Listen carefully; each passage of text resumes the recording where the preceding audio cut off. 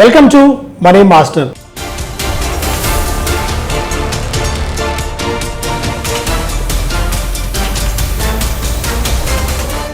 ఈ స్పెషల్ సిరీస్లో భాగంగా మరొక అతిథిని మీకోసం ఈసారి తీసుకొచ్చాను. మార్కెట్లో మనకు దాదాపుగా 3-4 దశాబ్దాల మినిమం ఎక్స్పీరియన్స్ ఉన్న వాళ్ళు మాత్రమే ఈ షోలో మీరు చూస్తూ ఉంటారు. సో మనం చేస్తున్న ఈ విశిష్ట అతిథి ప్రత్యేక కార్యక్రమానికి చాలా మంచి స్పందన వస్తుంది. థ్యాంక్ యూ సో మచ్ మీ అందరికీ. కామెంట్స్ రూపంలో అలాగే లైక్స్ రూపంలో కూడా చాలా కామెంట్స్ మీరు అందిస్తున్నారు. మరొకసారి పేరు పేరున మీ అందరికీ ధన్యవాదాలు. ఈరోజు ఈ కార్యక్రమంలో రాజేంద్ర గారిని మీకు పరిచయం చేయబోతున్నాను. కొత్తగా నేను పరిచయం చేయాల్సిన అవసరం లేదు. రాజేంద్ర గారు మీ అందరికీ చిరపరిచితులే. మార్కెట్లో చాలా కాలం పాటు దాదాపుగా రాజేంద్ర గారికి కూడా కనీసం 3 decades ఆఫ్ ఎక్స్పీరియన్స్ మార్కెట్స్లో ఉంది. అంతకుముందు TV5లో, అతను PCS సెక్యూరిటీస్ దగ్గర నుంచి ఇప్పుడు ఈక్విడియాస్ మార్కెట్ గురుకుల్ అలాగే ఈక్విడియాస్ రీసెర్చ్ కంపెనీస్ని రాజేంద్ర గారు నిర్వహిస్తున్నారు. హైదరాబాద్లో ఉన్న అతి తక్కువ SEBI రిజిస్టర్డ్ ఫైనాన్షియల్ అనలిస్టుల్లో రాజేంద్ర గారు కూడా ఒకరు. మార్కెట్ జర్నీ ఏ విధంగా ఉంది, ఇక్కడి నుంచి మార్కెట్ కండిషన్స్ ఏ విధంగా ఉండబోతున్నాయి, ఈ హర్మూజ్ ఓపెన్ తర్వాత టెక్నికల్ ఫ్యాక్టర్స్ ఏ విధంగా చేంజ్ అయ్యాయి, ఇక్కడ నుంచి పిక్ చేసుకోవాల్సిన సెక్టార్స్ కానీ స్టాక్స్ కానీ ఏవేవి ఉన్నాయన్న అంశాలతో పాటు మరిన్ని అంశాలు ఇవాళ ఈ కార్యక్రమంలో మాట్లాడుకుందాం. Hello sir. Hello. So welcome to the show Rajendra గారు.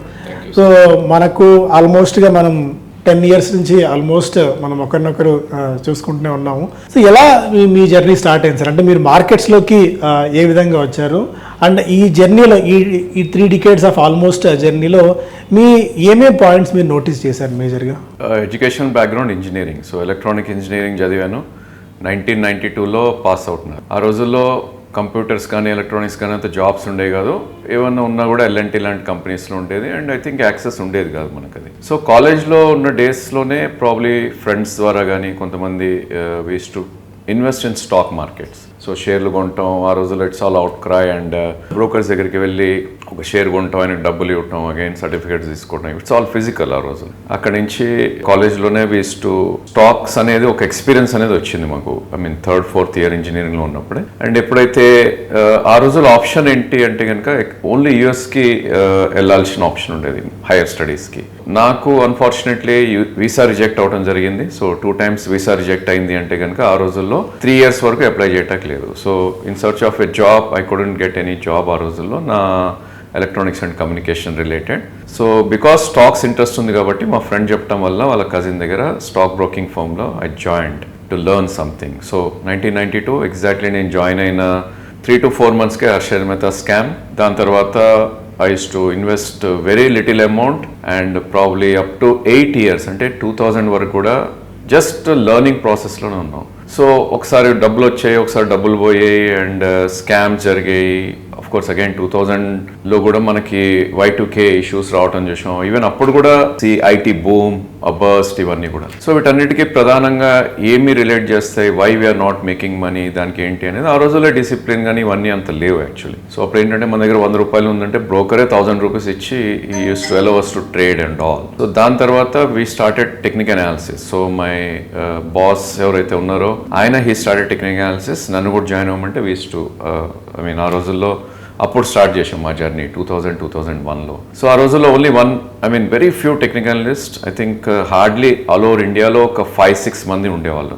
We use to subscribe to Deepak Mohini గారని పూణే బేస్డ్ టెక్నికల్ అనలిస్ట్ ఉండేవాళ్ళు. ఆయనకు వీ యూస్ టు సబ్స్క్రైబ్. ఆ రోజుల్లో we never know what is, only supports resistance తప్ప మిగతా ఏం తెలిసేది కాదు. అది కూడా ఫ్యాక్స్ లో పంపించేవారిని. Correct. So what he's to do is morning మనకి స్టాక్స్ కానీ లేకపోతే అప్పుడు ఓన్లీ 30 BSE 30 NSE కూడా అంత ఫేమస్ కదా ఆ రోజుల్లో. So all these front line స్టాక్స్కి S1, S2, R1, R2 అంటే సపోర్ట్ 1, సపోర్ట్ 2, రెసిస్టెన్స్ 1, రెసిస్టెన్స్ 2 ఈ 4 పాయింట్స్ వచ్చాయి. సో వాటి కోసం మేము వెయిట్ చేస్తుండే వాళ్ళం. ఓకే సపోర్ట్ పాయింట్ ఫస్ట్ వచ్చింది కదా, will buy and again resistance point వచ్చిన అమ్మటం.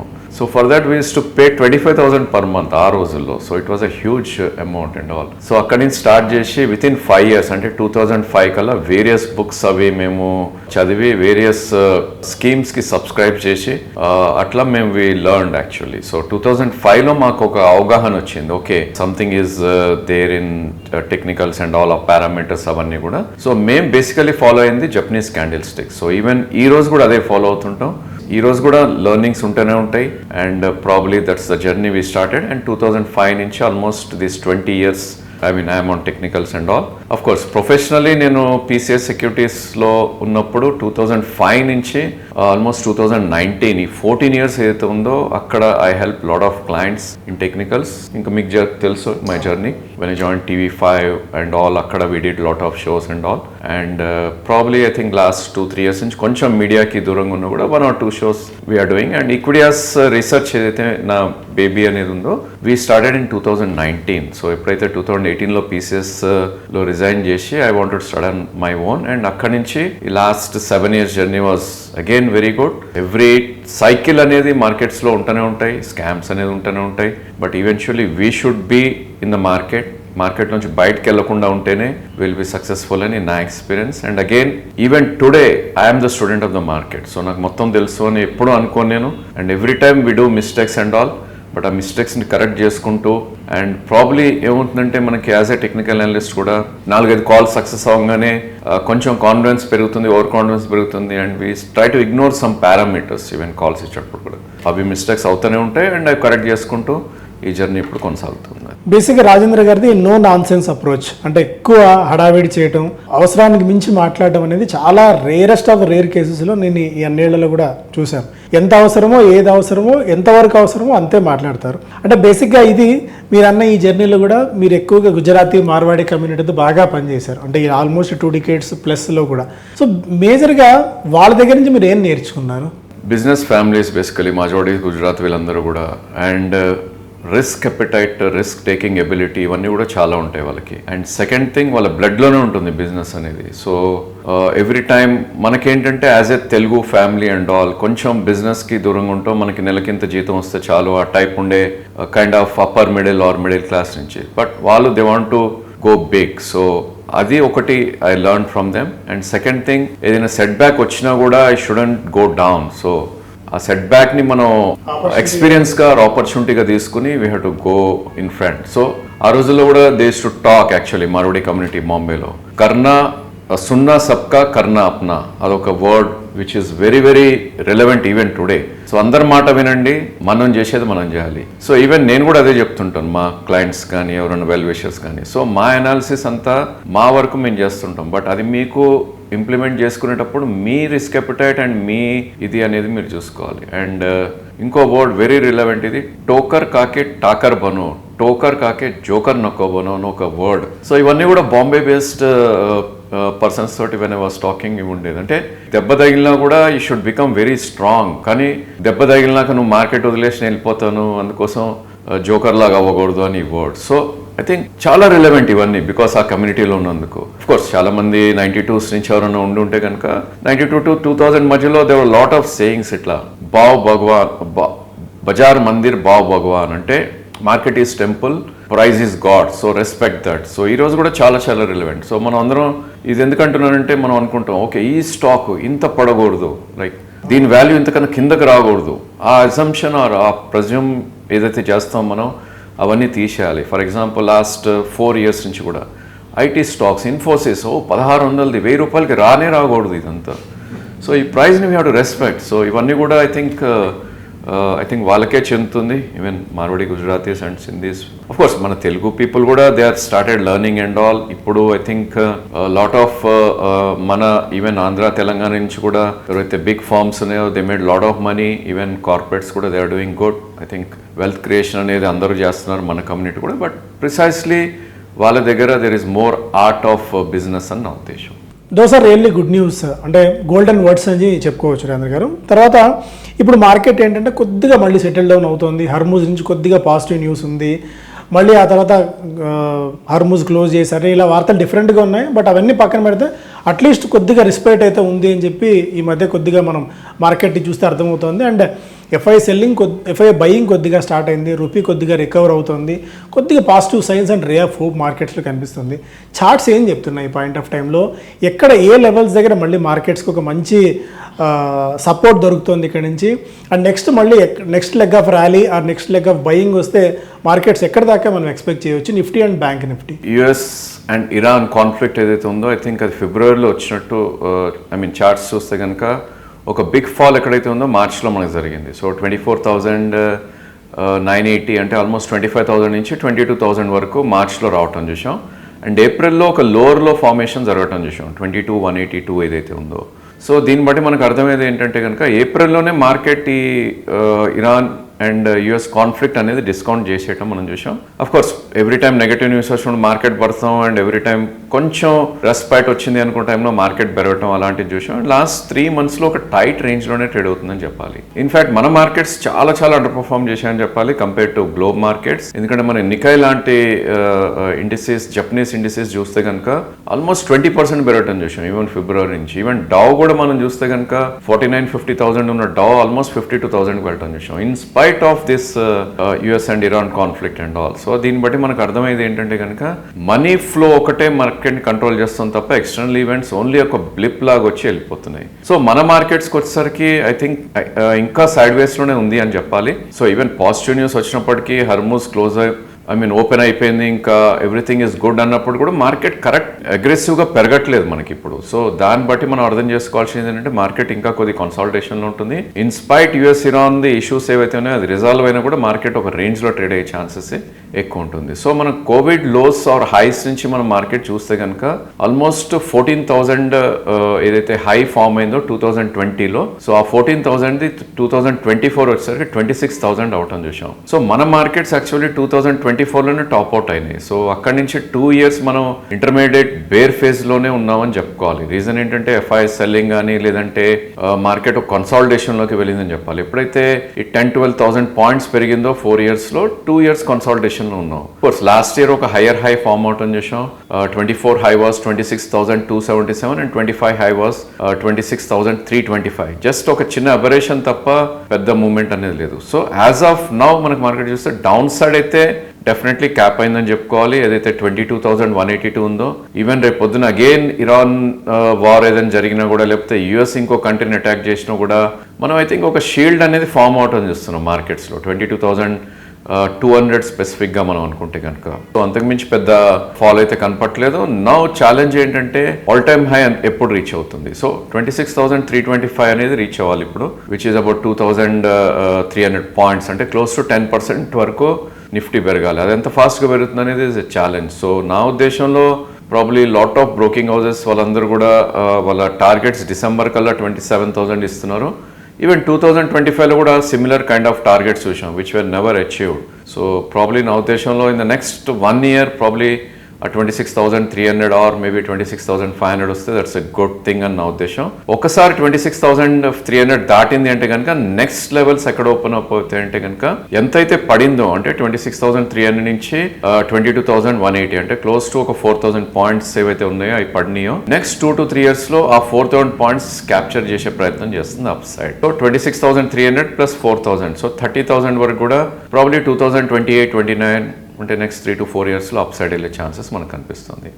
బట్ బ్యాంక్ నిఫ్టీ చాలా భిన్నంగా మనకు ట్రేడ్ అవుట్ చూస్తున్నాం. So Covid lows or highs మనం చూస్తే కనుక 32,000, 2020లో హై చూస్తే కనుక 32,000 వెళ్ళటం చూసాం. దాని తర్వాత 23లో 48,000 వెళ్ళటం చూసాం, 24లో 54,000, 25లో 60,000 అండ్ 26లో 61,500. అంటే 4 yearsలో బ్యాంక్ నిఫ్టీ డబుల్ అయింది. బట్ నిఫ్టీతో కంపేర్ చేస్తే కనుక బ్యాంక్ నిఫ్టీ సూపర్ అవుట్ పర్ఫార్మర్గా మనం చెప్పుకోవాలి. దీనికి ప్రధాన కారణం బ్యాంక్ నిఫ్టీలో కాంపోనెంట్స్ మనం చూస్తే కనుక ఓన్లీ 12 కాంపోనెంట్స్ ఉన్నాయి as of now, and that to చాలా వెయిటేజ్ ఉన్న హెచ్డిఎఫ్సి అండర్ పర్ఫార్మ్ చేస్తున్న టైం ఇది. సో ఇక్కడ నుంచి కూడా బ్యాంక్ నిఫ్టీ ఇంకా అప్ సైడ్ వెళ్ళే పొటెన్షియల్ కనిపిస్తుంది. బై ద టైం నిఫ్టీ 26,000 వచ్చేసరికి బ్యాంక్ నిఫ్టీ దాని లైఫ్ టైం హై 61,800 కూడా దాటి మేబీ ఆ 80,000 మార్క్ను కూడా అటెంప్ట్ చేసే ప్రయత్నం చేస్తుంది. అంటే నిఫ్టీ 10% పెరిగితే బ్యాంక్ నిఫ్టీ అట్లీస్ట్ 15 to 20% పెరుగుతుందని మనకు చార్ట్స్ సజెస్ట్ చేస్తున్నాయి. Of course bank Nifty lower lows మనం చూస్తే కనుక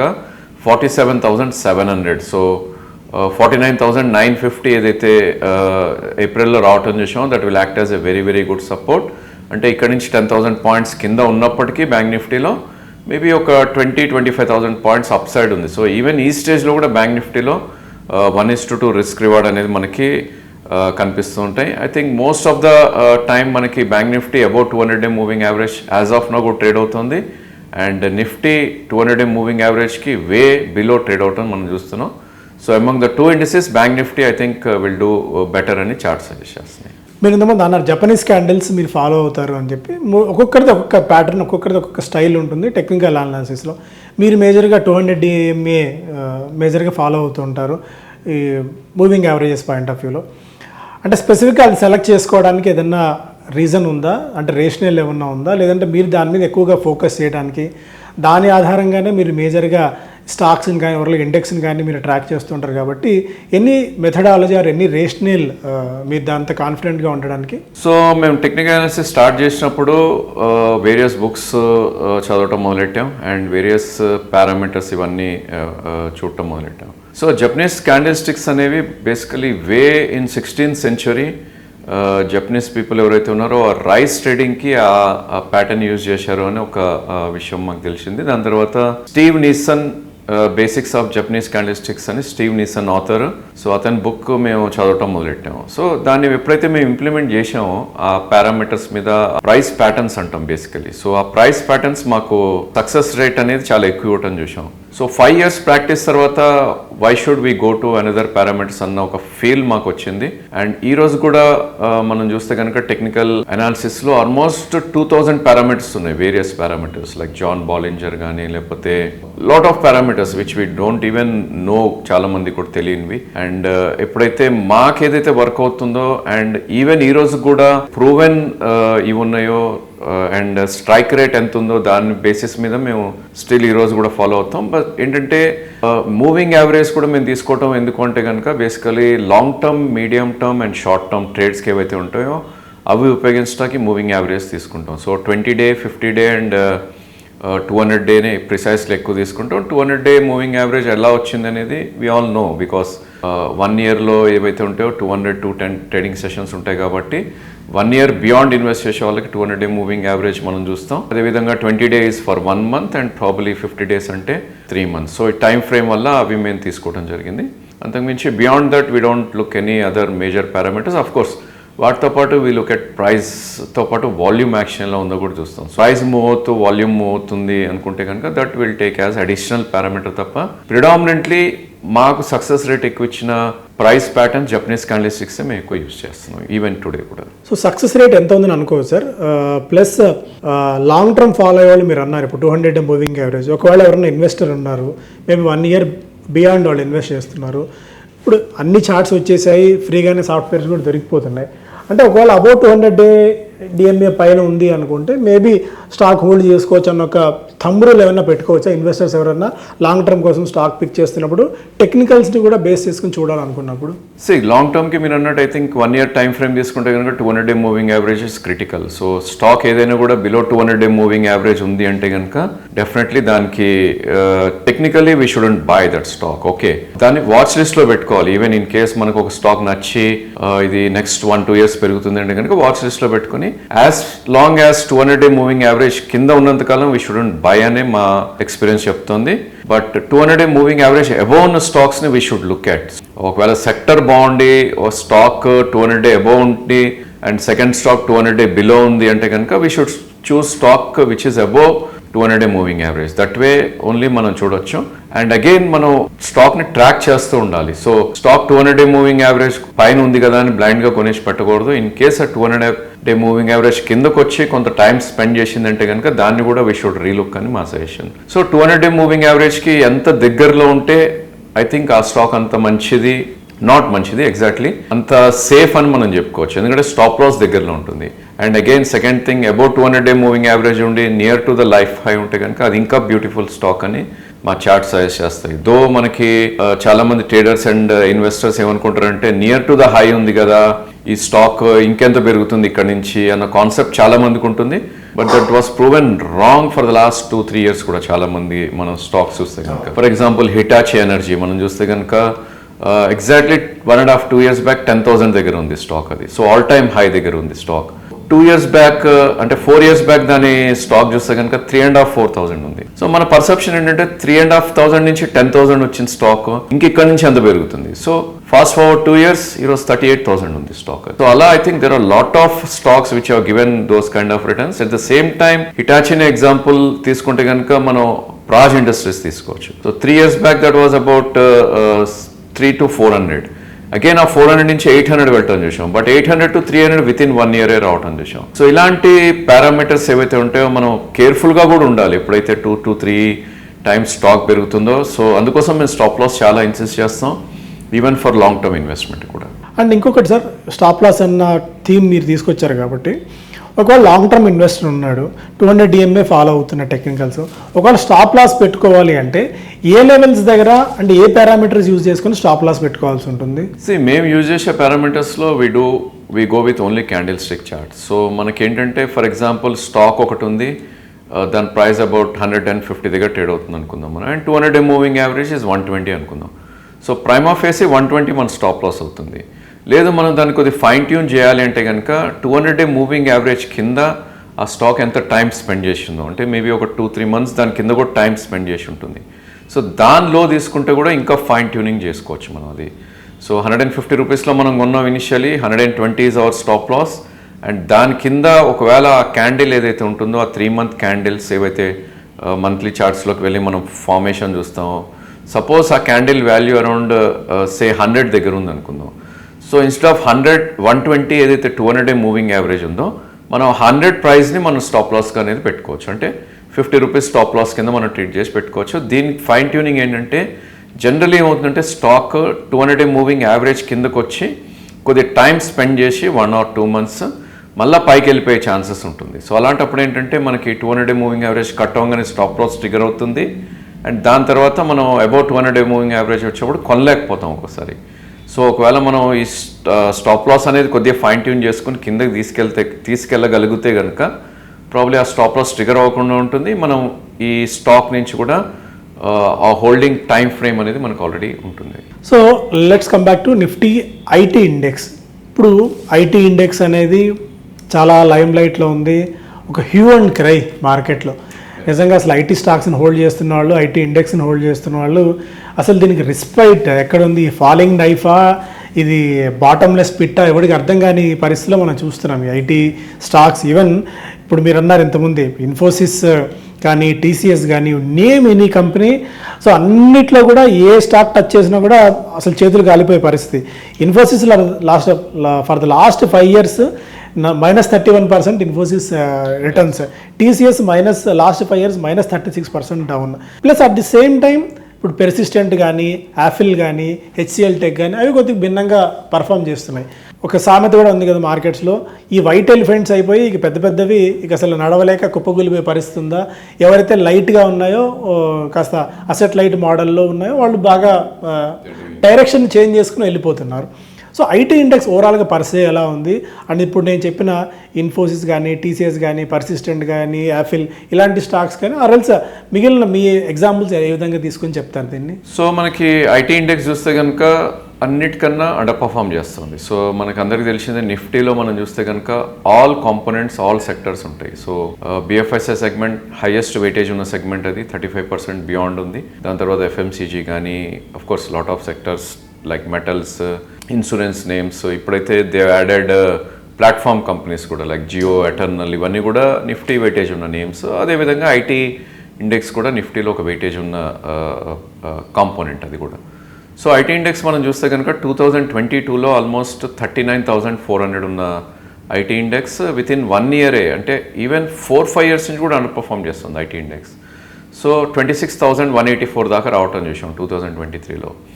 సో మనకి ఎప్పుడైతే నిఫ్టీ టాప్ అవుట్ అయిందో 26,300 దగ్గర, ఈవెన్ ఐటీ ఇండెక్స్ కూడా టాప్ అవుట్ అవటం చేసాం 46,088 దగ్గర. ఆర్టిఫిషియల్ ఇంటెలిజెన్స్ రావడంతో ప్రాబ్లీ వాటికి వచ్చే కాంట్రాక్ట్స్ అన్నీ కూడా తగ్గుతాయి. సో మన మార్కెట్స్ ఏంటంటే ఫ్యూచర్ డిస్కౌంటింగ్ యానిమల్ అంటాం స్టాక్ మార్కెట్ని. సో ఇప్పుడున్న నెంబర్స్ కన్నా ఫ్యూచర్లో నెంబర్స్ ఏమైనా తగ్గుతాయన్న భయంతో ఆ సెక్టర్ని కిందకి తీసుకొచ్చేయడం చూస్తున్నాం. అదేవిధంగా IT is the worst performing అని చెప్పాలి. సో కరెంట్లీ గుడ్ థింగ్ ఏంటంటే ఒక రెస్పైట్ ప్రాబ్లీ 2023 లో ఏదైతే ఉందో అది ఇంకా బ్రీచ్ అవ్వాలి 26,184. సో ఇన్ఫ్యాక్ట్ ఈ మంత్లోనే మనం చూస్తే కనుక 26,634 వచ్చి 1,000 points అంతే ఫాస్ట్గా పుల్ బ్యాక్ రావటం చూసాం ప్రాబ్లీ వర్స్ట్ ఈజ్ ఓవర్ అని ఒక ఫీల్ మనం అనుకోవచ్చు. బట్ అగైన్ 26,180 కింద క్లోజ్ అయిన రోజు ఒక new leg of selling emerge అవుతుంది ఐటీ ఇండెక్స్లో. That we should be very very careful. So నా ఉద్దేశంలో ప్రాబ్లీ ఇంకా there would be lot of pain in the IT sector అనొచ్చు, ఎందుకంటే every pull back is being sold. So even stocks like for example worst hit అనేది TCS అని చెప్పుకోవాలి. So Infosys for example మనం చూస్తే కనుక టాప్ వాజ్ 2006 అండ్ ఇప్పుడు 1051 రావటం చూసాం, అంటే హాఫ్ అవటం చూసాం. వేరస్ టీసీఎస్ మనం చార్ట్లోకి వెళ్ళి చూస్తే కనుక ఐ థింక్ దీని టాప్ మనం చూస్తే కనుక 4590 అండ్ ఇప్పుడు చూస్తే కనుక 2125. ఆఫ్ కోర్స్ ఈ స్టాక్ కూడా మనకి మోర్ దెన్ హాఫ్ అవటం చూసాం. సో మీరు అన్నట్టు ఇందాక బెటర్ పర్ఫార్మింగ్ నేమ్స్లో ఏదైతే ఉందో హెచ్సిఎల్ టెక్ అని చెప్పుకోవాలి, ఎందుకంటే ఈ స్టాక్ 2000 నుంచి ఓన్లీ 70-80% పడింది ఇప్పటికే అని చెప్పుకోవాలి. సో ఈ విధంగా మీరు చూస్తే కనుక ఐ థింక్ సెకండ్ రన్ స్టాక్స్లో there is some good out performance అని చెప్పాలి. So oracle financial is a super duper out performer. So 50 IT మీకు ఆల్మోస్ట్ టాప్ నుంచి 30% పడింది. వెరాజ్ ఓఎఫ్ఎస్ఎస్ మనం చూస్తే కనుక ఆల్మోస్ట్ టాప్ నుంచి ఇట్స్ ఓన్లీ 10% మనకి కిందకి రావడం చూస్తాం. అండ్ ఎంత స్పీడ్గా పడుతుందో అంతే స్పీడ్గా పుల్ బ్యాక్ అనేది ఆ స్టాక్లో వస్తుంది. And next good performing is Persistent systems అని మనం చెప్పుకోవచ్చు. ఒకవేళ ఐటీలో ఉండాలి ఎవరైనా అన్నా కూడా I think front line safe అనేది ఈ రోజుల్లో లేదు concept. Whatever stock is performing better, I think ఆ స్టాక్స్లో ఉండటం అనేది ఇట్స్ ఎ గుడ్ ఐడియా అని ఈవెన్ చార్ట్స్ కూడా సజెస్ట్ చేస్తున్నాయి. I think it's been proven కూడా. So sir, Reliance industries Mukesh Ambani గారి ప్రకటన 49th ఏజీఎంలో ఒక మేజర్ న్యూస్, జియో ఐపీఓకి రావాలని చెప్పి ఒక న్యూస్, ఇవన్నీ ఒక డిఫరెంట్ సెట్ ఆఫ్ ఇది మనం చూస్తున్నాం. రిలయన్స్ ఇండస్ట్రీస్ కూడా పెద్దగా పర్ఫార్మెన్స్ చేసిన దాఖలాలు ఈ మధ్య మనకేం కనిపించలేదు. రిలయన్స్ కూడా పెద్ద అండర్ పర్ఫార్మర్గా ఉంది. అంటే ఎన్ని న్యూస్ రిలయన్స్ నుంచి వచ్చినా కూడా సంభవం అది కూడా ఒక లగాడుగా మనం చూస్తున్నాం. లాస్ట్ 1 yearలో 9% డౌన్, లాస్ట్ 3 yearsలో పెద్దగా రిలయన్స్ రిటర్న్స్ ఇచ్చింది అంటే just 3% gains. Last 5 years average తీసుకున్నా కూడా 18% నుంచి రిటర్న్స్ ఇచ్చిన దాఖలా లేవు ఓవరాల్గా. చార్ట్స్ ఏం చెప్తున్నాయి అంటే ఈ జియో ప్రకటన ఏదంతా మార్కెట్ ఏదన్నా ఆల్రెడీ ఫ్యాక్టరింగ్ చేసిందా, చార్ట్స్ ఏమైనా ఫ్యాక్టరింగ్ చేసాయా, నెక్స్ట్ లెగ్ ఇక్కడ నుంచి ఏదన్నా టేక్ ఆఫ్ తీసుకోవచ్చా రిలయన్స్ ఇండస్ట్రీస్ ఈ జియో న్యూస్ తర్వాత? ఎలా చూస్తున్నారు జియో చార్ట్స్? సో రిలయన్స్ మనం ఫస్ట్ థింగ్ చూస్తే ఇది బిలో 200-day మూవింగ్ యావరేజ్ ఇంకా ట్రేడ్ అవుతుంది ఫస్ట్ థింగ్. సో చాలా వీక్గా ఉన్నట్టు. And I think last couple of months back ఎప్పుడైతే నిఫ్టీ 24,500 ఆ లెవెల్కి వెళ్ళిందో I think 1.5 month back exactly precisely I think May 5th రోజు. సో అప్పుడు above 200-day moving average trade అయింది. బట్ అగైన్ చాలా ఫాస్ట్గా కిందకు వచ్చేయటం చూసాం. సో ఇప్పుడే మీరు అన్నట్టు కోవిడ్ హైస్ మనం తీసుకుంటే కనుక 2020 1115 ఉండింది రిలయన్స్. అండ్ ఒకవేళ ఆ ప్రైస్లో కొని హైయెస్ట్ ప్రైస్ ఏదైతే వెళ్ళిందో 1608 2024లో, అంటే 4 years ఆ స్టాక్ హోల్డ్ చేసి హైయెస్ట్ ప్రైస్లో అమ్మగలితే కనుక 35% కైండ్ ఆఫ్ రిటర్న్స్ రిలయన్స్ ఇచ్చింది. ఒకవేళ 2024లో అమ్మలేదు అంటే కనుక అగైన్ 2025లో 1114 రావటం చూసాం. అంటే కోవిడ్లో ఏ ప్రైస్ అయితే ఉందో ఆఫ్టర్ 5 years అదే ప్రైస్ మనకి రిలయన్స్ రావటం చూసాం. సో దీన్ని బట్టి మనకు అర్థమయ్యేది ఏంటి అంటే కనుక Reliance is a heavy weight in Nifty. So 10% weightage ఉంది. సో నిఫ్టీ మేనేజ్ చేయటాక ఆ స్టాక్ని కూడా మేనేజ్ చేస్తారు. సో రిలయన్స్ లాంటి స్టాక్స్ నేను కొనేసి నా గ్రాండ్ చిల్డ్రన్కి ఇస్తాను అంటే కనుక పనికిరాదు డెఫినెట్గా. సో దీన్ని ట్రేడ్ చేస్తూ ఉండాలి. బట్ యాజ్ ఆఫ్ నౌ చూస్తే కనుక వీక్గానే ట్రేడ్ అవుతుంది మనకి. So the day it crosses 200-day moving average 1394 strength వచ్చే ఛాన్స్ మనకి ఎక్కువ ఉంది. అగైన్ స్వింగ్ హై మనం చూస్తే కనుక 1473 last month high. So good thing ఏంటంటే ఒక లోవర్ లో ఫామ్ అయింది కాబట్టి ఐ థింక్ ఇక్కడ నుంచి డౌన్ సైడ్ అయితే క్యాప్ అయినట్టు అయితే కనిపిస్తుంది, విచ్ ఈజ్ ప్రాబ్లీ 1250 ఏదైతే స్వింగ్ లో వచ్చిందో అది ఒక క్లియర్ సపోర్ట్గా ఎమర్జ్ అవుతుంది. ఒకవేళ జియోది కనుక ఇది ఫ్యాక్టర్ చేసి మార్కెట్ కనుక సెంటిమెంట్స్ బాగుంటే కనుక ఐ థింక్ ఇక్కడ నుంచి ప్రాబ్లీ ఆ 1400, 1450 ఆర్ 1470. సో అంతకుమించి పెద్ద ఎక్కువ అయితే కనపట్లేదు. So of course upper side about 150 points ఉంది, ఇన్ఫాక్ట్ డౌన్ సైడ్ 50-60 పాయింట్స్ ఉంది. కాబట్టి ప్రాబ్లీ డిప్స్లో దీన్ని బై చేయటానికి యూజ్ చేయొచ్చు. అగైన్ మనం గుర్తుపెట్టుకోవాల్సింది ఏంటంటే బేసికలీ నిఫ్టీని మేనేజ్ చేయటానికి ఈ స్టాక్ని యూజ్ చేస్తారు, అందుకోసం వోలటాలిటీ ఎక్కువ ఉండే ఛాన్సెస్ ఉంటుంది.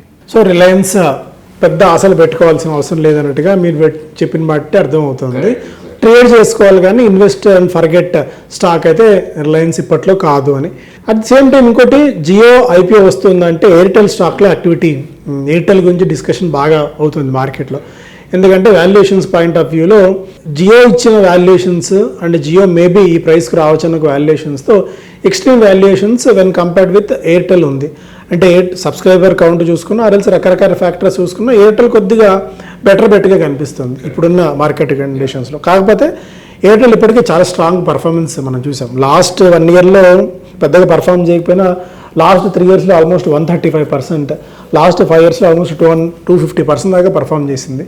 సో ఇంకా నిజంగా ఎయిర్టెల్ అప్సైడ్ పొటెన్షియల్ ఎంతవరకు ఉంది, ఎంతవరకు ఉండే ఛాన్స్ ఉంది, ఎయిర్టెల్ ఏమైనా ఇప్పుడు పిక్ చేసుకుంటే అంటే ఇప్పుడు ఈ ఐపీఓకి వస్తుంది కాబట్టి ఆ వాల్యుయేషన్స్లో కనుక వస్తే దాని స్పిల్ ఓవర్ ఎఫెక్ట్ ఏమన్నా ఎయిర్టెల్ మీద ఉండొచ్చా?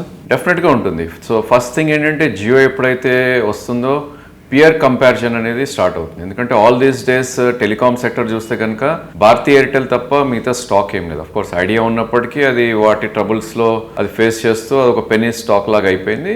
అండ్ ప్రాబ్లీ దాని పియర్ కంపారిజన్ అనేది ఏ రోజు కూడా మార్కెట్ చూడలేదు. నౌ ఐ థింక్ జియో వచ్చినాక ఇన్ఫ్యాక్ట్ జియో రేపొద్దున ఐపీఓకి వచ్చి లిస్ట్ అయింది అంటే కనుక వాళ్ళు ఏదైతే ఇంతకుముందు కంపీట్ చేశారో ఎయిర్టెల్ తోటి, అంటే ఎయిర్టెల్ కన్నా తక్కువ ప్రైజెస్ పెట్టి అవన్నీ కొంచెం చేయలేరు. ఎందుకంటే ఒకసారి ఐపీఓకి వచ్చినాక ట్రాన్స్పరెంట్ గా ఉండాలి, they have to compete with regulatories and all కూడా. కాబట్టి సో ఇప్పుడు ఏం జరుగుతుందంటే భారతీ ఎయిర్టెల్ ఓన్లీ 1 లీటరే ఉంది కాబట్టి ఇంతకుముందు మనీ ఏదైతే ఉంటుందో sector allocation or probably indices లో కూడా అది ఉంది కాబట్టి నిఫ్టీ లాంటి ఇండిసిస్ లో ఆ మనీ ఫ్లో అనేది ఓన్లీ భారతీ ఎయిర్టెల్కి ఇన్ని రోజులు ఉంది as a telecom sector. So ఇప్పుడు జియో వచ్చినాక కొంచెం ఆ మనీ అవుట్ సైడ్ ఫ్లో అయ్యే ఛాన్సెస్ ఉంటుంది. సో చాలామంది ఇప్పుడు ఏం చేస్తారంటే భారతీ స్టాక్ అమ్మేసి జియో ఏదైతే ఉందో దాన్ని సబ్స్క్రైబ్ చేసే ప్రయత్నం చేస్తారు. సో అలాంటప్పుడు భారతీలో కొంచెం ప్రెషర్ ఉండే ఛాన్స్ ఉంది. బట్ చాటికలీ మనం చూస్తే కనుక ప్రాబ్లీ లాస్ట్ ఇయర్ నవంబర్లోనే భారతీ టాప్ అవుట్ అయిపోవటం చూసాం 2175 దగ్గర. అక్కడ నుంచి కన్సాలిడేషన్ అవుతుంది. Lower end of the range 1750 అనుకోవచ్చు, higher end of the range 1950 అనుకోవచ్చు. సో యాజ్ ఆఫ్ నౌ మనం ఒక టైట్ రేంజ్లో ట్రేడ్ అవుతుంది భారతీ ఎయిర్టెల్ మనం చూస్తే కనుక. సో ప్రాబ్లీ ఆ 1750 ఆ లెవెల్ వస్తే కనుక మంచి అట్రాక్టివ్ బై అవుతుంది. అగైన్ రేపు పొద్దున జియో లిస్ట్ అయినాక భారతీ ఎయిర్టెల్కి చామ్ తగ్గుతుందా అంటే కనుక ఐ డోంట్ థింక్. ఎందుకంటే జియో దానికి ప్రైస్ డిస్కవరీ రావటానికి అట్లీస్ట్ 6 months to 1 year పడుతుంది ఏదైతే టెక్నికల్ ఆస్పెక్ట్స్ ఉంటాయో. బట్ భారతీ దీనిది for the lot many years ఉంది కాబట్టి this would be easy chart for trade అని చార్టికలీ మనం అజ్యూమ్ చేయొచ్చు. సో ఇందులో కూడా ఆపర్చునిటీ అయితే ఉంది భారతీ ఎయిర్టెల్కి, ఈవెన్ రిలయన్స్ జియో ఐపీఓ వచ్చిన తర్వాత కూడా. సో ఇది ఎయిర్టెల్కి సంబంధించి. Next will move some bigger stocks like HDFC bank ఒకటి. ఇది కూడా it's the news for many wrong reasons ఈ మధ్యకాలంలో. సో ఐసిఐసిఐ బ్యాంక్ ఆవారా కొద్ది గొప్ప ఆ ఇష్యూస్ అన్నీ అయిపోయిన తర్వాత, కొచ్చర్ గారి ఇష్యూస్ అయిపోయిన తర్వాత సంహౌ ఒక స్ట్రాంగ్ వికెట్ మీద అయితే నిలబడింది ఐసిఐసిఐ బ్యాంక్ పాయింట్ ఆఫ్ వ్యూలో. సో హెచ్డిఎఫ్సి, ఐసిఐసిఐ, కొటాక్ ఈ మూడిట్లో మీరు తీసుకుంటే సో కొద్దిగా లాంగ్ టర్మ్ పాయింట్ ఆఫ్ వ్యూలో ఏదైనా పిక్ చేసుకోవడానికి ఈ 3 స్టాక్స్ మీద మీ వ్యూ ఎలా ఉంది? టెక్నికలీ అడిగితే కనుక ICICI is doing extremely good. So ఈ మూడిటి కన్నా మేబీ యాక్సిస్ బ్యాంక్ ఇంకా బెటర్ చార్ట్ అని చెప్పొచ్చు. సో దీనికి ప్రధాన కారణం మనందరికీ తెలిసిందే హెచ్డిఎఫ్సి. ఎప్పుడైతే హెచ్డిఎఫ్సి హౌసింగ్ ఫైనాన్స్ మర్జ్ చేసిందో అక్కడి నుంచి వాటి కష్టాలు స్టార్ట్ అయింది దానికి. అండ్ దాని తర్వాత లేటెస్ట్ వాళ్ళ చైర్మన్ ఎవరైతే రిజైన్ చేసి కొన్ని అవకతవకలు ఉన్నాయి, అవకతవకలు కాకపోయినా కూడా న్యూస్ అయితే బయటకు వచ్చింది. నాకు సెట్ కానీ కొన్ని పారామీటర్స్ తోటి లోన్ డిస్బర్స్ అవుతున్నాయి వాట్ ఎవర్ రీజన్స్. సో అక్కడి నుంచి చాలా అండర్ పర్ఫార్మెన్స్ ఉంది. సో లార్జ్ క్యాప్ ప్రైవేట్ నేమ్స్లో ఒకప్పుడు డార్లింగ్ ఆఫ్ ఎఫ్ఐఎస్ హెచ్డిఎఫ్సి ఉండేది. సో ఒకప్పుడు మనం అనుకునే వాళ్ళం 5 to 6 years back or maybe before Covid. So RBI permission తీసుకోవాల్సి వచ్చేది ఎఫ్ఐఎస్కి. సో హెచ్డిఎఫ్సిలో 49% దాటింది అంటే కనుక ఇంకా అడిషనల్ కొంటాకి ఆర్బీఐ పర్మిషన్ ఎఫ్ఐఎస్ తీసుకుని కొనేవాళ్ళు. సో లాస్ట్ 2 yearsలో ఎఫ్ఐఎస్ విపరీతంగా అమ్మారు ఆ బ్యాంక్ని. సో అదొక ప్రధాన కారణం అనొచ్చు. ప్లస్ ఇప్పుడే మీరన్న వాటి సొంతంగా ఆ బ్యాంక్ దానంతలో అదే it's going to tough time. So ఆ రీజన్ కూడా అనొచ్చు. సో కౌంటర్ ట్రెండ్గా కాంట్రా బెట్గా ఈ స్టాక్ని డెఫినెట్లీ మనం we should try to by. ఎందుకంటే ఇది మల్టీ ఇయర్ లో ఏదైతే ఉందో ఇన్ఫ్యాక్ట్ 2022-23లో ఐ థింక్ ఆల్మోస్ట్ 630 లో రావటం చూసాం. అండ్ దీని హై మనం ఇండియడ్ మనం చూస్తే కనుక 1017 హై వెళ్ళటం చూసాం. సో కరెంట్లీ 790 దగ్గర ట్రేడ్ అవుతుంది stock. There are 2 options. Technically మనం వెళ్ళాలంటే you have to go with Axis and ICICI ఏవైతే about 200-day moving average trade అవుతున్నాయో. లేదు కొంచెం రిస్క్ తీసుకుంటాను అంటే కనుక హెచ్డిఎఫ్సి బ్యాంక్ ఒకవేళ కమ్బ్యాక్ మోడ్లో వచ్చింది అంటే కనుక ఈ స్టాక్ అవుట్ పర్ఫామ్ చేసే ఛాన్సెస్ కూడా ఎక్కువ ఉంటుంది. ఎందుకంటే దీనిలో నిఫ్టీ వెయిటేజ్ చాలా ఎక్కువ ఉంది. ఈవెన్ బ్యాంక్ నిఫ్టీ వెయిటేజ్ కూడా 30% ఉంది. సో బ్యాంక్ నిఫ్టీ మనం ఇందాకే అనుకున్నట్టు ఒకవేళ if it goes to 80,000 or 85,000 HDFC role లేకుండా అయితే వెళ్ళకపోవచ్చు అది. సో అండర్ పర్ఫార్మెన్స్ నుంచి అవుట్ పర్ఫార్మెన్స్ వచ్చే ఛాన్సెస్ హెచ్డిఎఫ్సి ఉంటుంది. బట్ యాజ్ ఆఫ్ నౌ మనం టెక్నికలీ ప్యూర్ టెక్నికల్స్ వెళ్ళాలంటే కనుక I think we should go with ICICI bank among Axis, Kotak and probably HDFC bank. But HDFC bank కూడా రానున్న 1 to 2 yearsలో it should do good అని నా ఉద్దేశం. As a counter trend play I think one should try to by HDFC bank. పెద్ద banks సంగతి పక్కన పెట్టి చిన్న బ్యాంక్స్ ఈ మధ్య విపరీతంగా లైమ్ లైట్లో ఉంటున్నాం. Even JK bank retail investors అంత ఫ్యాన్సీ ఎందుకు దాని మీద కనబరుస్తున్నారో కూడా తెలియదు. బట్ ఎక్కడ డిస్కషన్స్ వచ్చినా కూడా జేకే బ్యాంక్ పేరు తప్పకుండా ఉంటుంది. ఫెడరల్ బ్యాంక్ ఒకటి, even Yes bank and RBL bank కూడా.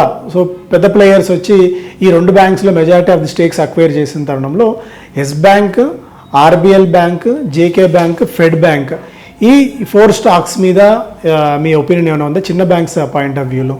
I think Jammu and Kashmir Bank already 50% last couple of years couple of months లోనే పెరగటం చూసాం మనం. సో ఐ థింక్ మీరు ఇప్పుడే అన్నట్టు Yes bank. So Yes bank మనకి వి ఆల్ నో అది ఎలాంటి స్కామ్స్ నుంచి గురై వచ్చిందో. సో అన్ఫార్చునేట్లీ దాన్ని ఇప్పుడు బ్యాంక్ నిఫ్టీలో యాడ్ చేశారు. So there is no choice but bank Nifty component ఎవరైతే కొంటారో Yes bank definitely one should try to buy. Yes bank మనం చార్టికల్లీ చూస్తే కనుక ఈ స్టాక్ 2024లో 32 వరకు వెళ్ళటం చూసాం అండ్ లో వి ఆల్ నో అబౌట్ 16 దాకా రావటం చూసాం, హాఫ్ అయింది. సో 32 వరకు అయితే అప్ సైడ్ పొటెన్షియల్ క్లియర్గా కనిపిస్తుంది చార్ట్లో, it's evident.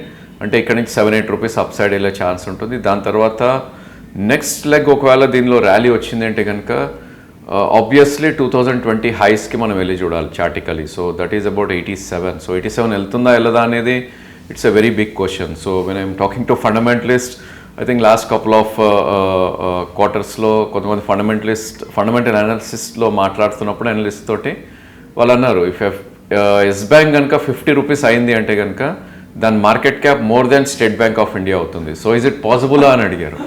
So I was surprised. But chartically మనం చూస్తే కనుక 87 పాసిబుల్ ఉంది. సో ఇక్కడ 2 ఆస్పెక్ట్స్ ఉంటాయి. సో 32 ఒకవేళ క్రాస్ అవ్వాలి ఫస్ట్, అదే కొద్ది కష్టం అనిపిస్తుంది యాజ్ ఆఫ్ నో. ఒకవేళ అది క్రాస్ అయ్యి 87 అయింది అంటే కనుక 2 aspects. So SBI can double from here ఒకవేళ ఎస్ బ్యాంక్ 87 అవుతే కనుక, లేదు అంటే కనుక some miracle has happened and Yes bank valuations more than State bank of India అవుతుంది. So everything is possible in market. ఎప్పుడైతే ఎస్ బ్యాంక్ మనకి 400 నుంచి 10 రూపీస్ పడిందో, వై నాట్ 10 రూపీస్ నుంచి 87 వీఆర్ టాకింగ్. సో 400 గురించి మాట్లాడలేదు మనము. సో మేబీ 400 ఉన్నప్పుడు Yes bank market cap more than SBI ఉండొచ్చు, అప్పుడు మార్కెట్ రికగ్నేషన్ చేయలేదేమో. Coming to RBL bank. So RBL bank కూడా probably once upon a time అంటే 2020లో ఆల్మోస్ట్ ఒక రైట్ ఆఫ్ బ్యాంక్ కింద మనకు చూసాం చార్ట్స్లో. ఎందుకంటే ఈ స్టాక్ ఆల్రెడీ 2018-19లో 800 రూపీస్ ఉన్న స్టాక్ 70 రూపీస్కి రావటం చూసాం, same as Yes bank. So ఈ ప్యాటర్న్ దీనిది కూడా. సో ఎప్పుడైతే ఇది 2024 హై క్రాస్ అయిందో 300, దీనిలో ఒక లైఫ్ ఎమర్జ్ అయింది అన్న ఒక ఇండికేషన్ చార్టికలీ మనకి ఇచ్చింది. Arab based MBD bank is buying some stake అని. సో ఈ బ్యాంక్ కూడా పొటెన్షియల్ ఉంది అప్ సైడ్. సో 391 ఏదైతే 2019 హై ఉందో ఒకవేళ దాటింది అంటే కనుక as high as 600-700 in the next 3 to 4 years వెళ్ళే ఛాన్స్ ఉంది. సో ఓన్లీ థింగ్ ఏంటంటే మనకి లాస్ట్ 1 to 2 yearsలో ఈ stock has gone up tremendously. So I think 146 నుంచి 370 దాకా వచ్చింది కాబట్టి నెక్స్ట్ 1 to 2 years కొద్దిగా కన్సాలిడేషన్ ఉండొచ్చు. బట్ నెక్స్ట్ కమింగ్ 4-5 years దీన్ని వ్యూ తీసుకుంటే కనుక in case if it does good because of investments ఏదైతే వచ్చాయో ఐ థింక్ ఈవెన్చువల్లీ ఇది 2019 హై 716 వరకు కూడా వెళ్ళే ఛాన్సెస్ ఉంటుంది. సో అండర్ పర్ఫార్మెన్స్ నుంచి అవుట్ పర్ఫార్మెన్స్ చాలా బ్యాంక్స్ చూసాం మనం. ఈవెన్ ఆర్బిఎల్ బ్యాంక్ కూడా ఆ స్టేజ్లో వెళ్ళే ఛాన్సెస్ అయితే ఉంది. యాక్చువల్లీ పిఎస్యూ బ్యాంక్స్ అన్ని లైక్ ఇండియన్ ఓవర్సీస్ బ్యాంక్ లాంటివి అసలు అంత రీబౌండ్ అవుతాయని ఎవరు ఎక్స్పెక్ట్ చేయలేదు. బట్ అలాంటి బ్యాంక్స్ అని కూడా రికవర్ అయితే అయ్యాయి. ఇప్పుడు మీరు అన్నట్టు నిజంగా ఎస్ బ్యాంక్ ఇక్కడి నుంచి ట్రిపుల్, ఆర్బిఎల్ బ్యాంక్ ఇక్కడి నుంచి డబుల్ అవుతే నిజంగా మిరకిల్ అన్నా కూడా ఆశ్చర్యపోవాల్సిన అవసరం లేదు. ఎందుకంటే అయ్యే ఛాన్సెస్ కూడా ఉండొచ్చు. బికాజ్ బిగ్ ప్లేయర్స్ చేతిలోకి వెళ్ళాయి అండ్ మేనేజ్మెంట్స్ చాలా స్ట్రెంగ్ చేస్తాయి. ఇక్కడ నుంచి ఏ చిన్న జరిగే లూప్ హోల్ని కూడా అంత ఈజీగా వాళ్ళు తీసుకోరు, ఎందుకంటే ఆల్రెడీ డోల్ డ్రమ్స్ నుంచి బయటకు వచ్చారు కాబట్టి. So at the same time NSE, BSE ఈ 2 కూడా ఇప్పుడు మార్కెట్లో ఏ ఇద్దరిని కలిపినా డిస్కషన్లో ఉన్న stocks NSE and BSE. So NSE IPO వస్తుంది, అతిపెద్ద ఐపీఓ ఇది, దాదాపు 38,000+ crores ఆఫ్ ఐపీఓ దీనిలోకి వస్తున్నారు. మార్కెట్ క్యాప్ పాయింట్ ఆఫ్ వ్యూలో చాలా పెద్ద ఇది కాబోతోంది. అండ్ పీర్ కంపారిజన్లో భాగంగా బిఎస్సి. సో బిఎస్సి ఏమన్నా కొద్దిగా ఇక్కడి నుంచి, ఎందుకంటే వాల్యుయేషన్స్ పాయింట్ ఆఫ్ వ్యూలో బిఎస్సి కొద్దిగా అగ్రెసివ్గా ట్రేడ్ అవుతుంది when compared with NSE. Still అంటే ఇప్పుడు అన్లిస్టెడ్ సెగ్మెంట్లో ఉన్నా కూడా సో బీఎస్సీ ప్రైజే కొద్దిగా ఎక్కువగా ఉంది. అండ్ బీఎస్సీకి ఏంటంటే ఆప్షన్స్ మార్కెట్లో డెరివేటివ్ సెగ్మెంట్లో కొద్దిగా బాగా పెరగవచ్చేమో అన్న ఒక అంచనా ఒక్కటే బీఎస్సీని డ్రైవ్ చేస్తుంది. Other than that NSE already మార్కెట్లో proven leader in terms of derivatives సెగ్మెంట్లో. సో ఇలాంటి పాయింట్ ఆఫ్ టైంలో బీఎస్సీ చార్ట్స్ ఏం చెప్తున్నాయి, ఈ ఎన్ఎస్సీ సెగ్మెంట్ని ఆర్ ఎన్ఎస్సీ ఫీవర్ని ఏదైనా డిస్కౌంట్ చేసిందా, ఆర్ఎల్ చార్ట్ ఏమైనా ముందు ఐడెంటిఫై చేసిందా? So what's your view on BSE? So BSE మనం చూస్తే కనుక అది ఆల్మోస్ట్ 10 years బ్యాక్ లిస్ట్ అయింది. ప్రిసైస్లీ 2017లో లిస్ట్ అవడం చేసాం. అక్కడి నుంచి పోస్ట్ కోవిడ్ హైస్ మనం ఏదైతే ఉందో 250-300 రూపీస్ నుంచి ఈరోజు ఆల్మోస్ట్ 4000 దగ్గర ట్రేడ్ అవుతుంది. ఎప్పుడైతే ఎన్ఎస్సీ గ్రే మార్కెట్లో ట్రేడ్ అవటం మొదలెట్టిందో 4 years బ్యాక్ నుంచి ఆ వాల్యుయేషన్ గ్రాడ్యువల్గా పెరుగుతూ వచ్చింది. So first when we started NSC 4-5 years back వాళ్ళు ఇచ్చింది, ఐ థింక్ ఎప్పుడైతే కోటక్ బ్యాంక్ లాంటి వాళ్ళు మార్కెట్ చేశారో దాన్ని I think almost 10 rupees share వాల్యూని మేబీ 1000 రూపీస్ దగ్గర ఇవ్వడం జరిగింది. సో ఈరోజు 2 రూపీస్ షేర్ వాల్యూనే క్లోజ్ టు 3000 జరుగుతుంది. సో ఈవెన్ ఎన్ఎస్సీ కూడా లాస్ట్ 4 to 5 yearsలో బీఎస్సీ ఎంత పెరిగిందో 10 times అంత ఆల్మోస్ట్ ఆల్రెడీ పెరిగింది ఇది అన్లిస్టెడ్ సెగ్మెంట్లో గ్రే మార్కెట్లో. సో ఓన్లీ థింగ్ ఏంటంటే ఇప్పుడు బీఎస్సీ మనం ఈరోజు ఎందుకు కంపేర్ చేస్తుంటే ఎన్ఎస్సీ లిస్ట్ అయితే బీఎస్సీకి ఏమవుతుంది అని. బీఎస్సీకి ఏం కాదు నా ఉద్దేశంలో. బికాస్ ఫస్ట్ థింగ్ బీఎస్సీ ఏదైతే ఉందో పియర్ కంపారిజన్ తోటి ఇంకా బెటర్ వాల్యుయేషన్ వస్తుంది. రేపు పొద్దున ఒకవేళ ఎన్ఎస్సీ వాల్యుయేషన్ తక్కువ ఉండి దాని పీ తక్కువ ఉంటే కనుక బీఎస్సీలో సెల్ ఆఫ్ రావచ్చు, బట్ అగైన్ అడ్జస్ట్ అయిపోతాయి ఈవెన్చువల్. అది సెకండ్ థింగ్, ఎన్ఎస్సీ ఎక్కడైతే ఉందో రేపు పొద్దున లిస్ట్ అయినా కానీ బీఎస్సీలో కూడా లిస్ట్ అవుతుంది. సో బీఎస్సీలో కరెక్ట్ బీఎస్సీలో ఇనిషియల్లీ లిస్ట్ అవుతుంది, అప్పుడు వాల్యూమ్స్ కూడా పెరుగుతాయి దానికి. సో బీఎస్సీలో ఏదైతే ఆల్ దీస్ డేస్ వాల్యూమ్స్ తక్కువ ఉన్నాయో ఆ వాల్యూమ్స్ కొంచెం పెరిగే ఛాన్సెస్ ఉంటుంది. ఓన్లీ థింగ్ ఏంటంటే స్కేర్సిటీ ప్రీమియం ఏదైతే ఉందో అది కొద్దిగా లూజ్ అవుతుంది బీఎస్సీ, ఎందుకంటే all these days only of course MCX కూడా లిస్టెడ్ స్పేస్లో ఉన్నప్పటికీ స్టాక్ మార్కెట్ రిలేటెడ్ నేమ్స్లో ఎంసీఎక్స్కి దానికి పెద్ద అంత కన్సిడరేషన్ అనేది ఉండేది కాదు, ఎందుకంటే దానిలో లిమిటెడ్ ప్రోడక్ట్సే ఉంటాయి అండ్ ఇట్స్ ఆల్ కమోడిటీస్ కాబట్టి దాని వాల్యుయేషన్ డిఫరెంట్గా ఉంటుంది. But peer comparison BSE and NSE మనం చూస్తాం కనుక short term negative to neutral ఉంటుంది డెఫినెట్లీ, బికాస్ మనీ ఏదైతే ఉందో ఎస్పెషలీ ఎక్స్చేంజ్ రిలేటెడ్ మనీ ఏదైతే ఉంటుందో బీఎస్సీని సెల్ చేసి ఎన్ఎస్సీ సబ్స్క్రైబ్ చేస్తుంది.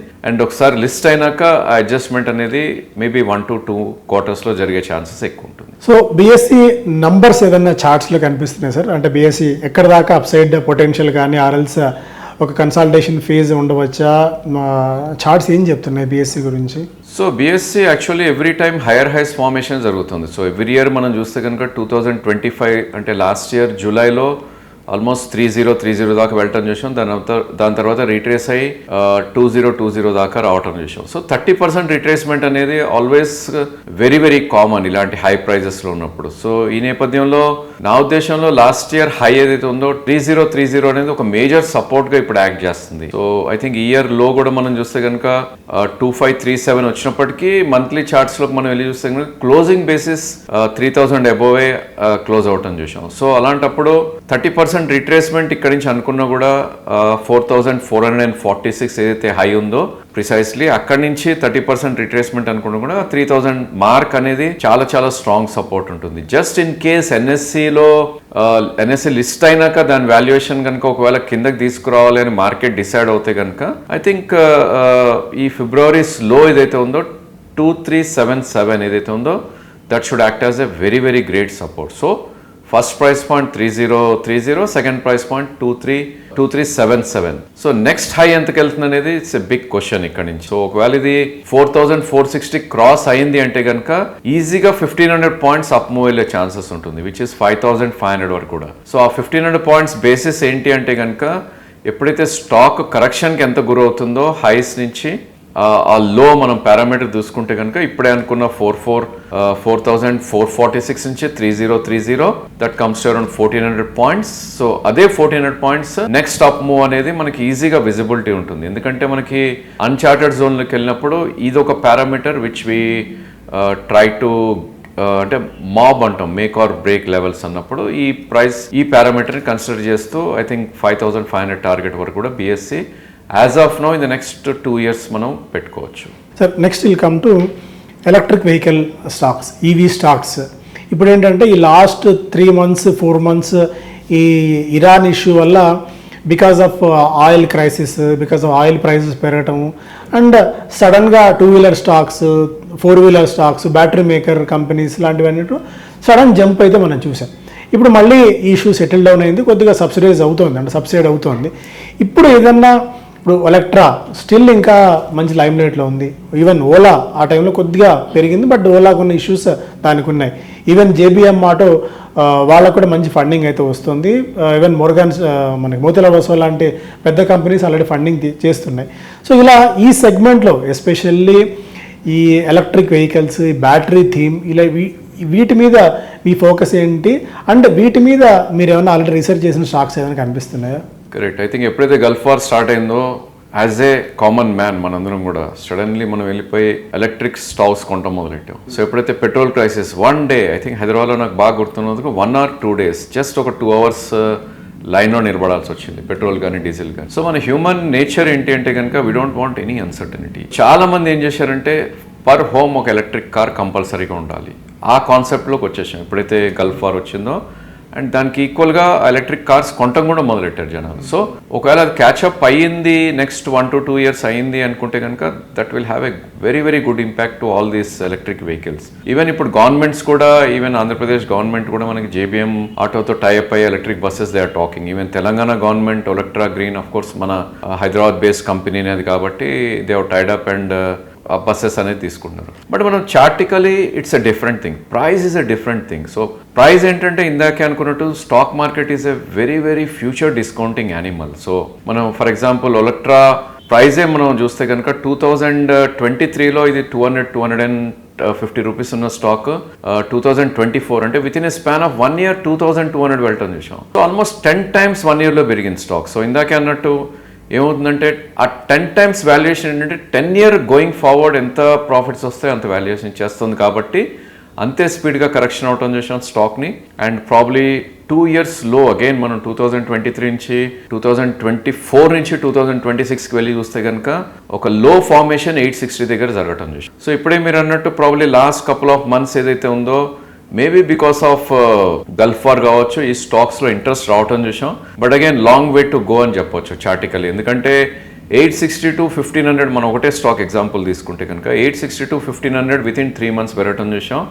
అండ్ ఇది స్వింగ్ హై ఏదైతే ఉందో లాస్ట్ ఇయర్ సెప్టెంబర్లో రావటం చూసాం, విచ్ ఈస్ 1714. సో 1714 వెళ్ళే వరకు ఎలక్ట్రా గ్రీన్లో they won't be much activity. అంటే ఇక్కడ నుంచి ఒక 200 points అప్ ఉన్నప్పటికీ ఐ థింక్ డౌన్ సైడ్ కూడా స్టీప్గా ఉంది. దీనిలో 1150 1180లోనే సపోర్ట్ ఉంది. సో అలాంటప్పుడు ఇలాంటి స్టాక్స్ని చేంజ్ చేసుకుంటాం it's not a great idea. So ఇప్పుడే మీరు అన్నట్టు ఎలక్ట్రిక్ థీమ్ ఎమర్జ్ అవుతుంది కాబట్టి దీన్ని ట్రాక్లో పెట్టుకొని స్టాక్ ఎప్పుడైతే మార్కెట్ కరెక్ట్ అయ్యి ఒక మీనింగ్ఫుల్ కరెక్షన్స్ వస్తాయో అప్పుడే పిక్ చేయడం it's a good idea. So eventually ఇది నెక్స్ట్ 3 to 4 yearsలో 2200కి వెళ్తుందా, మేబీ వెళ్ళొచ్చు, అంటే 700 rupees up side. At the same time I think 1100 1150లోనే దీనికి ఒక మేజర్ సపోర్ట్ ఉంది కాబట్టి అక్కడ కొంటే మనకి యాడెడ్ అడ్వాంటేజ్ ఉంటుంది. ఏంటంటే రిస్క్ అనేది తక్కువ ఉంటుంది, రివార్డ్ అనేది ఎక్కువ ఉంటుంది. సో రేపొద్దున గల్ఫ్ వార్ సబ్సైడ్ అయిపోయి అగైన్ పెట్రోల్ డీజిల్ అన్నీ కూడా నార్మల్గా అయిపోయి 2 yearsలో ఎలక్ట్రిక్ మీద దృష్టి మళ్ళింది జనాలది అంటే కనుక మళ్ళీ 800 వచ్చే ఛాన్సెస్ ఉంటుంది. సో ఇవన్నీ కూడా we should take facts in to consideration. Of course quarter on quarter numbers ఎలా ఉన్నాయి, రిజల్ట్స్ ఎలా ఉన్నాయి, అవి కూడా మనం ట్రాక్ చేస్తూ ఉంటే ఇట్స్ ఎ గుడ్ ఐడియా అని నా ఉద్దేశం. At the same time ethanol theme కూడా బాగా లైమ్లైట్లో ఉంది. ఇప్పుడు E20 దగ్గర నుంచి మొదలు పెడితే ఎథనాల్ మిక్సింగ్ బ్లెండింగ్ అని మరింతగా పెంచుతున్నారని చెప్పి దీంతో కొద్ది sugar related stocks even Bajaj Hindustan దగ్గర నుంచి మొదలు పెడితే త్రివేణి షుగర్స్, ఈ స్టాక్స్ అన్నీ కూడా బాగా పెరిగి ఉన్నాయి ఈ మధ్యకాలంలో. సో ఈ థీమ్లో ఎథనాల్ బేస్డ్ థీమ్లో మీరు ఏదైనా ఫాలో చేస్తున్న స్టాక్స్ ఏదైనా కనిపిస్తున్నాయి? సో ఇందాక ఇనిషియలీ ప్రాజ్ గురించి ఒక ఎగ్జాంపుల్ మాట్లాడుకున్నాం ఐ థింక్ ఇనిషియల్ మీట్లో. సో నాకు బాగా గుర్తున్నంత వరకు నితిన్ గడ్కరీ గారు లాస్ట్ ఇయర్ మొత్తం కూడా ఈ was talking only big on ethanol. So ethanol అనేసరికి Praj suddenly stock price spike 740 to 850 దాకా వెళ్ళటం చూసాం. సో అప్పుడు చార్ట్ చూస్తే కనుక ఐ థింక్ ఎథనాల్ థీమ్ ఏదైతే ఉందో probably only listed company or maybe one of the biggest name ethanol plants ఏవైతే ఎరెక్ట్ చేస్తారో ప్రాజ్ ఇండస్ట్రీస్ ఒకటే ఇండియాలో ఉంది. సో ఎనీ ఎథనాల్ ప్లాంట్ కావాలంటే కనుక ప్రాజ్ని దాటి వెళ్ళలేరు ఏ కంపెనీ కూడా. సో అలాంటి ప్రాజ్ మనం లాస్ట్ 1 yearలో చూస్తే కనుక జనవరి 2025లో 875 రూపీస్ ఉన్న స్టాక్ 273 దాకా రావటం చూసాం 1 ఇయర్లో. సో ఇప్పుడే మనం ఏదైతే థీమ్ ఏదైతే ఉంటుందో అది మార్కెట్ ఆల్రెడీ ముందే డిస్కౌంట్ చేస్తుంది. సో యాక్చువల్ ఎథనాల్ బ్లెండింగ్ వచ్చేసరికి స్టాక్ ప్రైస్ అనేది బాటంలోకి వచ్చేయటం చూస్తున్నాం. సో ఇప్పుడు now market will go with the trend. So sugar as a sector మనం చూస్తే కనుక గవర్నమెంట్ ఇంటర్వెన్షన్ అనేది ఎక్కువ ఉంటుంది. దానిలో ప్రైస్ కంట్రోల్ చేయడంలో కానీ, లేకపోతే ఇంపోర్ట్ ఎక్స్పోర్ట్ కంట్రోల్ చేయడంలో కానీ, షుగర్ కేన్ని కానీ, షుగర్ని కానీ, ఎథనాల్ కానీ గవర్నమెంట్ డిక్టేట్ చేస్తుంది టర్మ్స్. సో ఇథనాల్ మీరు ఈ ప్రైస్ పెట్టండి అని చెప్తుంది. సడన్లీ వచ్చి ఇథనాల్ ప్రొడక్షన్ తగ్గియండి అంటుంది, లేదంటే ఇథనాల్ ప్రొడక్షన్ పెంచండి అని ఉంటుంది. సో ఇలాంటి సెగ్మెంట్లో we should be little cautious అని నా ఉద్దేశం. ఇన్ఫ్యాక్ట్ గవర్నమెంట్ ఇంటర్వెన్షన్ ఉన్న ఏ సెక్టర్ కూడా I think we should be cautious అనే నా ఉద్దేశం. సో సిమిలర్ చార్ట్స్ మనం చూస్తే కనుక ప్రాబ్లీ ఈఏడి ప్యారీ మనం ఇన్ కేస్ ఎథనాల్ థీమ్ కింద చూస్తే కనుక ఈ స్టాక్ కూడా 1240 నుంచి ఇన్ఫ్యాక్ట్ కరెంట్లీ 700 దగ్గర ట్రేడ్ అవుతుంది. సో ఇలాంటి స్టాక్స్ని మనం ఇన్వెస్ట్మెంట్కి I don't think it's worth. Probably trading యాటిట్యూడ్లో వీ షుడ్ లుక్ అని నా ఉద్దేశం. సో షుగర్ ప్యాక్లో ఉండాలి, బికాస్ ఎవ్రీ టైమ్ గవర్నమెంట్ ఒక న్యూస్ ఇచ్చినప్పుడు ఆ స్టాక్స్ ఆ న్యూస్ మీద మూవ్మెంట్స్ ఉంటాయి కాబట్టి షుగర్ ప్యాక్లో మేబీ మన పోర్ట్ఫోలియోలో ఒక హార్డ్లీ 2 to 3% ఉండొచ్చు. But I don't think we should invest for long term sugar ప్యాక్ని. మేబీ ట్రేడింగ్ కోసమే యూజ్ చేయాలని నా ఉద్దేశం. సార్ ఫైనల్గా అంటే ఇంతసేపు నాకు పర్వ్యూలో ఉన్నవి లేదా జనాలు ఎక్కువ మాట్లాడుకుంటున్న స్టాక్స్ వైపు నేను దృష్టి పెట్టాను.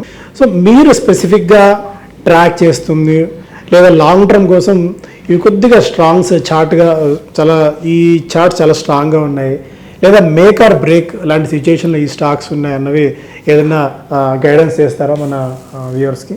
ముందుగా మన సెక్టర్స్ చూసుకుంటే కనుక best performing banking and financial sector. So ఆ స్టాక్స్ ఆ బేస్లో I think we need to look at some stocks. So front line స్టాక్సే కాకుండా ఇందాకే మీరన్న మిడ్ క్యాప్ లాంటి స్టాక్స్లో కూడా we should look at. So probably మీరన్న స్టాక్స్ ఏవైతే ఉన్నాయో లాట్ ఆఫ్ పీపుల్ యాక్ట్ చేస్తారు కాబట్టి అవే చార్ట్స్లో స్ట్రాంగ్గా ఉంటాయి న్యాచురలీ. సో డెఫినెట్లీ ఆ కోలో we should look at large cap private bank names. So ఇందాకే నేను చెప్పిన Axis Bank is one stock. Probably మనం ప్రైస్ టార్గెట్స్ చెప్పలేకపోయినా కూడా probably I think 20-30% kind of returns కోసం.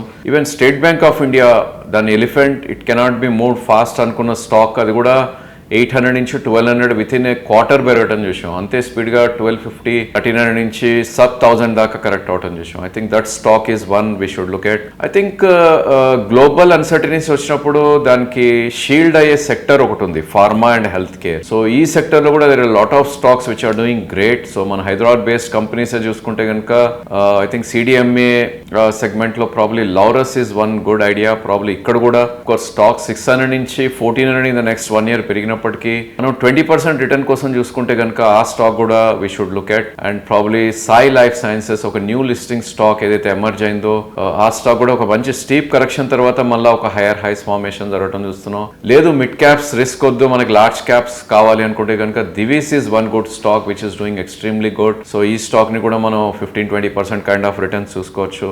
హెల్త్ కేర్లో ఐ థింక్ ఈవెన్ కిమ్స్ లాంటి stocks they are raising money ఇప్పుడు. సో ఐ థింక్ వాళ్ళ ప్రమోటర్ స్టేక్ ఒక 4% డైల్యూట్ చేస్తున్నారు అండ్ 1500 crores రేజ్ చేసి వాళ్ళ డెట్ని తగ్గించుకునే ప్రయత్నం చేస్తున్నారు.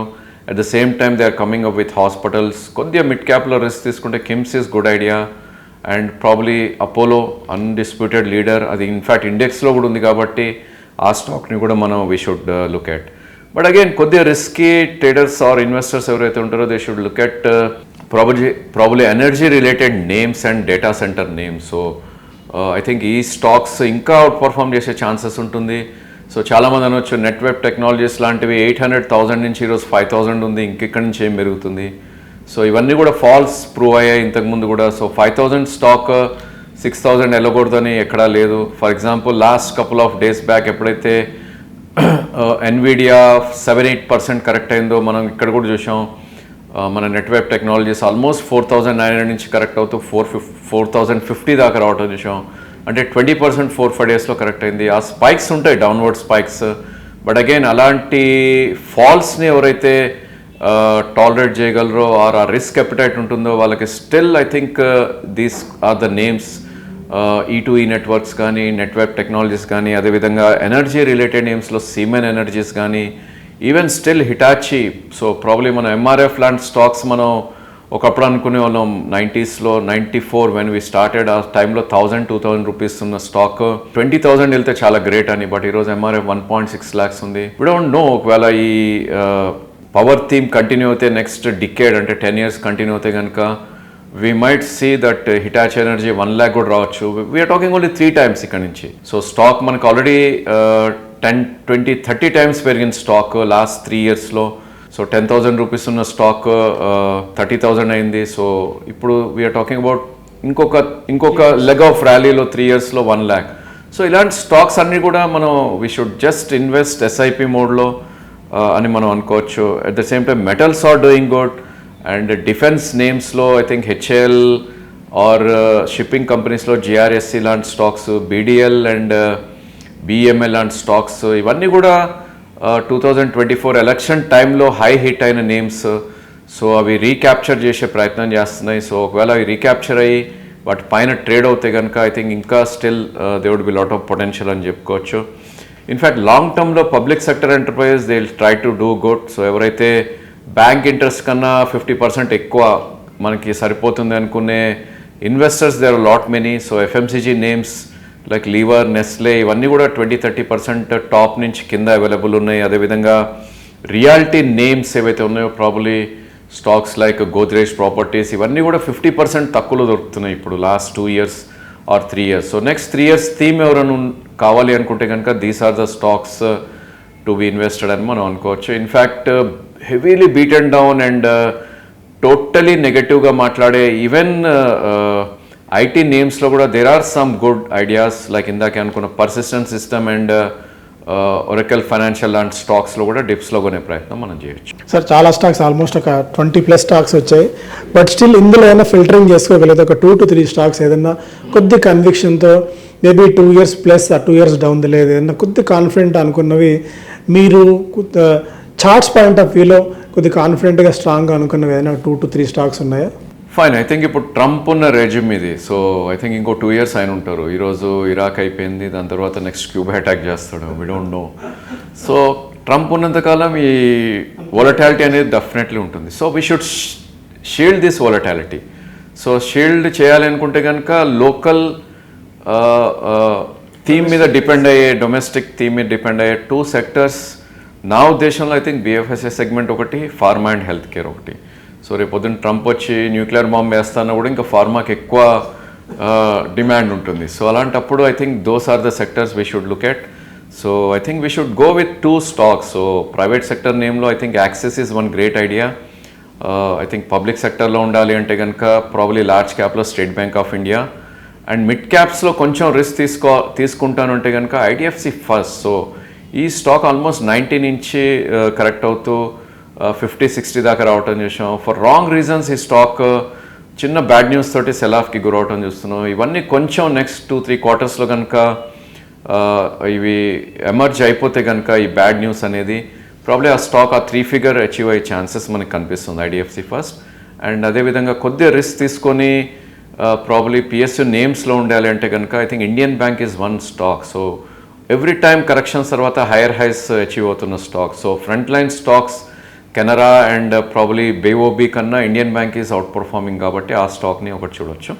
At the same time health కేర్లో రిస్కీ ట్రేడర్స్కి సాయి లైఫ్ సైన్సెస్ అండ్ లారస్ అని చెప్పుకోవచ్చు. రిస్క్ తీసుకోను అంటే కనుక సన్ ఫార్మా కూడా కొంచెం అవుట్ పర్ఫార్మ్ చేస్తుంది నేమ్ ఈ స్టేజ్లో. And probably Divi's undisputed leader always. So probably ఈ 4 stocks కూడా one should try to look అన్న ఉద్దేశం. హాస్పిటల్లో ఉండాలంటే ఐ థింక్ కిమ్స్ ప్రాబ్లీ ఇంకో 1 year కన్సాలిడేట్ అయినా కూడా ఈ మొత్తం డెట్ రిడక్షన్ ఫేజ్లో ఉంది కాబట్టి మేబీ వాళ్ళు ఇంకొక 4, 5, 7 హాస్పిటల్స్ యాడ్ చేసినా కూడా నెక్స్ట్ 3 yearsలో I think that would be a good idea అని అనుకోవచ్చు. Great sir. ఇంకొక final question. So hero or zero అంటే చార్ట్స్ ఇది ఎట్లయినా కావచ్చు, ఏ విధంగా అయినా అవ్వచ్చు అనుకున్న చార్ట్ ఏదైనా అంటే అసలు ఇట్లాంటి స్టాక్ నేను ట్రాక్ చేయలేదు, అసలు ఇలాంటి చార్ట్ నేను చూడలేదు అనుకున్నది ఈ మధ్యకాలంలో మీరైనా అట్లాంటి కనిపించిందా? మేక్ ఆర్ బ్రేక్ ఏదైనా అయితే హీరో లేదంటే అట్రా zero. So known name again I think we should take Raj Industries. So 2000 బాగా గుర్తున్నందుకు ప్రీ కోవిడ్ లెవెల్స్లో 120 రూపీస్ ఉన్న స్టాక్ 850 రూపీస్ దాకా వెళ్ళటం చూసాం. So that was a hero that time. Now it has come to zero అనుకోవచ్చు. బికాస్ 850 to 270 అనేది it's a disaster for the stock. So eventually ఏమవుతుందంటే ఒకసారి ఇథనాల్ థీమ్ అంతా కూడా ప్రాసెస్ అయ్యి అగైన్ మనకి రేపొద్దున నిజంగా ఇథనాల్ బ్లెండ్ ఏదైతే ఉందో అది క్యాచప్ అయ్యి రేపొద్దున వెహికల్స్ కనుక ఫుల్లీ ఇథనాల్ మీద రన్ అవుతాయి కనుక ఈ రోజు కూడా Praj industries is a very great name. ఎందుకంటే ఎవరైనా ఇథనాల్ ప్లాంట్ పెట్టాలి అంటే కనుక Praj is the only company in India listed స్పేస్లో ఇప్పుడు కూడా. So that stock I think we can look as hero or zero, make or break types. So thank you so much Rajendra గారు. చాలా స్టాక్స్ చెప్పాం and last చెప్పిన Praj industries recommendation అయితే కాదు. So just నేను అడిగాను కాబట్టి మేక్ ఆర్ బ్రేక్ అని చెప్పారు. సో మీ బ్యాక్ వెరిఫికేషన్ ఖచ్చితంగా చేయండి, మీ రీసెర్చ్ మీరు ఖచ్చితంగా చేయండి. ఇప్పుడు చెప్పిన స్టాక్స్ అన్నింటిలో కూడా ఒక్కొక్కరికి ఒక్కొక్క రిస్క్ అపిటైట్ ఉంటుంది. కొంతమంది 5% పడితే బెంబేలు ఎత్తిపోతారు, ఇంకొంత 50% పడ్డా కూడా ఇంకా యావరేజ్ చేయడానికి వాళ్ళ దగ్గర మనీని పెట్టుకోగలుగుతారు. సో అందువల్ల అందరికీ జనరలైజ్డ్గా ఒకే స్టాక్స్ చెప్పడం, జనరలైజ్డ్గా ఈ రికమెండేషన్స్ అందరికీ యూజ్ అవుతాయని చెప్పడం కష్టం. సో మీ రీసెర్చ్ మీరు చేయండి, ఇది జస్ట్ ఒక గైడెన్స్ లాగా మాత్రమే మీకు ఉపయోగపడుతుంది. Anything finally would like to add Rajendra? Final that's what మీరు చెప్పింది ఒక చాలా వ్యాలిడ్ పాయింట్. 5% పడితే నిద్రపోదురు చాలామంది, 50% పడినా కూడా నిద్రపోతారు చాలామంది. అంటే కూడా దానికి we should have a logic again. So for example state bank of India తీసుకుందాం మనం, అది 50% పడినా కూడా అసలు నిద్ర చెదిరిపోయే అవసరం లేదు. వేరేజ్ ఎస్ బ్యాంక్ 10% పడితే కనుక నిద్ర రాదు. So there is a quality. So quality of stocks తీసుకోవాలి. సో ఐ థింక్ మనం ఇప్పుడు చెప్పిన స్టాక్స్ అన్నీ కూడా ప్రాబ్లీ టెక్నికల్ బేస్డే చెప్పాం. మనకి డిస్క్లైమర్ ఏంటి అంటే కనుక మేము యూజ్ చేసే పారామీటర్స్ని బట్టి మేము చెప్పాం. అండ్ ప్రైస్ లెవెల్స్ కూడా ప్రిసైస్లీ మనకి చార్ట్స్ చూపించినాయే చెప్పాం. బికాస్ ఆఫ్ సెబీ రిజిస్టర్డ్ కాబట్టి మేమంతా కూడా we have to go with a disclaimer కాబట్టి. సో మీ ఫైనాన్షియల్ అడ్వైజరీ మీరు తీసుకోవాలి. మేము చెప్పిన స్టాక్స్నే, మేము చెప్పిన దీన్నే మీరు ట్రేడింగ్ లాగా చేయాల్సిన అవసరం లేదు. For that there is a different route. As a equities research మా సబ్స్క్రిప్షన్ ఆల్రెడీ ఉంది కాబట్టి దాని ద్వారా వస్తే కనుక ఇంకా మోర్ డిస్క్లైమర్స్ వాటితో కూడా మీరు వెళ్ళొచ్చు అండ్ ఇంకా అథెంటికేషన్ ఉంటుంది. సో దట్స్ ఆల్ మా క్లోజింగ్ కామెంట్స్ అనుకోవచ్చు. So thank you so much Rajendra గారు. సో చాలా స్టాక్స్ అంటే రాజేంద్ర గారిని ఆల్మోస్ట్ మనం స్క్వీజ్ చేసామని చెప్పుకోవచ్చు. అన్ని స్టాక్స్ మనం మాట్లాడుకున్నాం. సో ఇన్ని స్టాక్స్లో మీరు మీ రిస్క్ అపిటైట్కి ఏది సూట్ అవుతుందని దాన్ని బట్టి మీరు డెసిషన్ తీసుకోండి. సో కామెంట్స్ రూపంలో కూడా తెలియజేయండి. అంటే ఇలాంటి ఈ ఫీడ్బ్యాక్ మీరు ఎంత ఫీడ్బ్యాక్ ఇస్తారో, మీరు ఎంతగా దీని గురించి కింద కామెంట్స్ రూపంలో తెలియజేస్తారో, వస్తున్న గెస్ట్లు కానీ లేదా మీరు ఏం ఎక్స్పెక్ట్ చేస్తారని చెప్పి సో తర్వాత ప్రోగ్రామ్స్లో మరింతగా దాన్ని ఫ్లేవర్ చేంజ్ చేయడానికి కూడా మనకు స్కోప్ దొరుకుతుంది. Thank you so much for watching. Thank you so much Rajendra గారు.